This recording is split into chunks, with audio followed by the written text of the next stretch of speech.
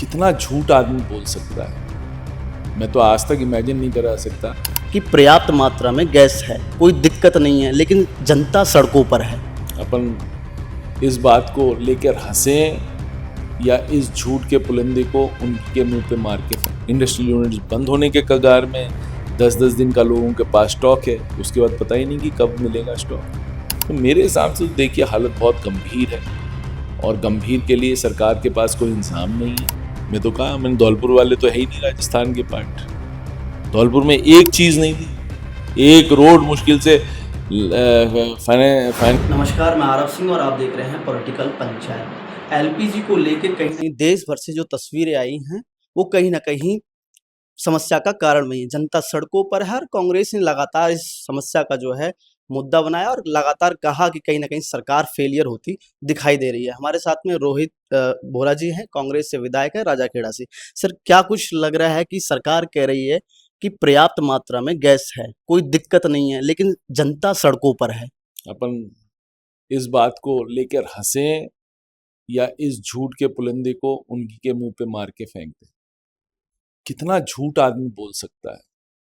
मैं तो आज तक इमेजिन नहीं करा सकता कि आपको साफ दिख रहा है, लाइनें लग रही हैं, रेस्टोरेंट्स बंद हो रहे हैं, शहरों में 25-25 दिन के बाद आपकी एक बुक होगी, एलपीजी सिलेंडर आपका बुक होगा। गांव में 45 दिन बाद आपका एलपीजी सिलेंडर बुक। अपन किसकी बात कर रहे हैं? हालत बेकाबू हो चुके हैं। इंडस्ट्रियल यूनिट्स को एलपीजी मिल नहीं रही है, ब्यूटेन प्रोपेन आपको मिल नहीं रही है। इंडस्ट्रियल यूनिट्स बंद होने के कगार में 10-10 दिन का लोगों के पास स्टॉक है, उसके बाद पता ही नहीं कि कब मिलेगा स्टॉक। और ये लड़ाई जो कह रहे हैं अभी खत्म हो जाएगी, लड़ाई तो पता नहीं कब तक खत्म होगी।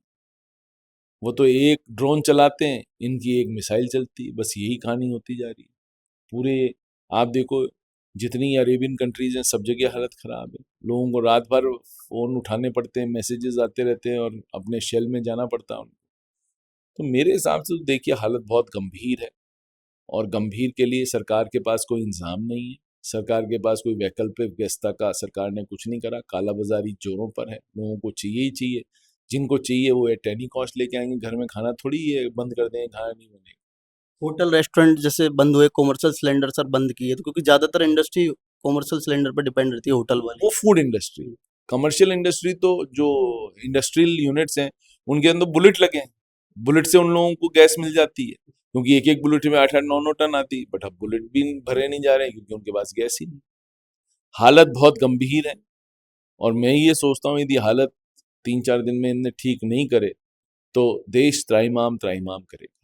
क्या लग रहा है कि सर ये कहीं न कहीं अमेरिका और इज़राइल के बीच जो और ईरान के बीच जो युद्ध चल रहा है उसमें कहीं न कहीं दबाव भारत पर दिखाई दे रहा है। भारत का दोस्त था ईरान, किसी भी चीज़ की कोई समस्या आती थी हमेशा खड़ा रहता था। अब कहीं न कहीं रिश्ते खराब होते चले जा भाई वो रिश्ते क्या खराब होते चल रहे हैं? आप तो अब आपको तो यूएसए डिक्टेट कर रहा है कि भाई आप 1 महीने तक तेल और ले लो। जी। पहली बार ऐसा हुआ है कोई कंट्री हमें डिक्टेट कर रहा है कि हम यहाँ से तेल लें। ये तो हमारी मर्जी है यार, फ्री ट्रेड है। जहां में सस्ता और अच्छा मिलेगा हमें वहां लेना चाहिए था। बट क्योंकि यूएस हमें डिक्टेट कर रहा है, हमें परमिशन दे रहा है, तो ये मोदी जी की सरकार है, ये 36 इंच की चौड़ी छाती है, आप देख सकते हो।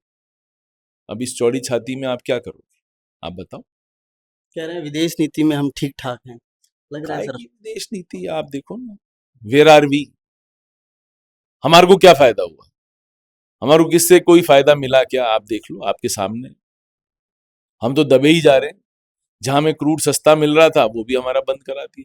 अब वेनेजुला से क्रूड लाएंगे तो कितना हमारे को ट्रांसपोर्टेशन कॉस्ट होगी, और एक ईरान से कितनी कम ट्रांसपोर्टेशन कॉस्ट होगी। तो ये सब चीजें हमें समझने वाली होनी चाहिए, और मेरे ख्याल से जागरूक मतदाता है, धीरे धीरे अपने आप समझ जाएगा कि ये झूठी सरकार को किस तरह से उसको उखाड़ फेंकना है। एक सर हाल ही में अभी इंसिडेंट हुआ, जो इराक की नेवी है वो इंडिया में आई, साथ में युद्ध वगैरह की तैयारी करी, उसके बाद में ईरान की हमारे ही ईरान, ईरान की सॉरी। नेवी जी। का शिप था, जी। उसको यूएस ने उड़ा दिया। ये तो यही हुआ ना कि मैं आपके घर में के लिए गया, और मेरे को वहां पर कोई आदमी गोली मार दे और आप बचाने भी नहीं आओ। तो ये तो हमारे लिए शेमफुल बात है ना। भारत के लिए सबसे बड़ी शेमफुल बात यह है कि भारत में जो एक्सरसाइज करके गया और वो निकला और उसको अमेरिकन मिसाइल्स ने ठोक दिया। उसमें क्रू मर गया, 30 आदमी का क्रू मर गया, भारत ने इस पे कहीं ना कहीं शोक भी नहीं जैसा और जताया। भारत ने कोई टिप्पणी भी नहीं करी कि भाई हम शोक स्तब्ध हैं या कुछ हैं। भारत ने तो कोई मदद भी नहीं करी।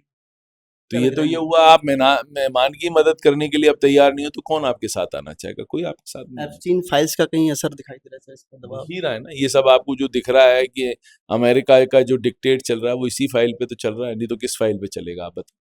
राजस्थान में बजट आया, लगातार आपने भी मुद्दे उठाए, क्या लग रहा है? सरकार कह रही है कि 2 साल में बेमिसाल काम हुआ है, जगह-जगह विकास के रथ निकाले जा रहे हैं, भजनलाल जी ऐसा कह रहे हैं, आपको लगा सर? भजनलाल जी के पास पैसा है क्या विकास का रथ निकालने का?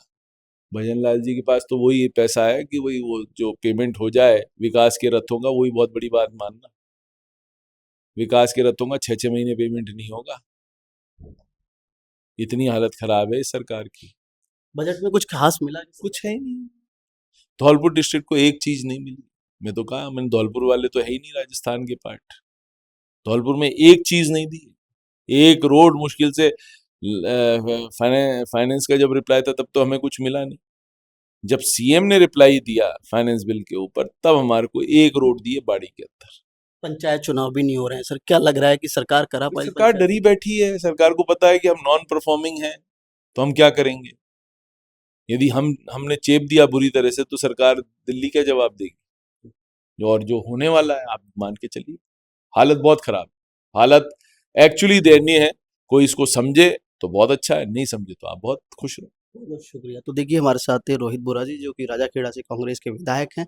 तमाम मुद्दों पर उन्होंने मुखर होकर जवाब दिया और साफ तौर पर कहा कि सरकार कहीं न कहीं फेलियर होती दिखाई दे रही है। बने रहिए मेरे सहयोगी राकेश गुप्ता के साथ। मारव सिंह, पॉलिटिकल पंचायत, जयपुर।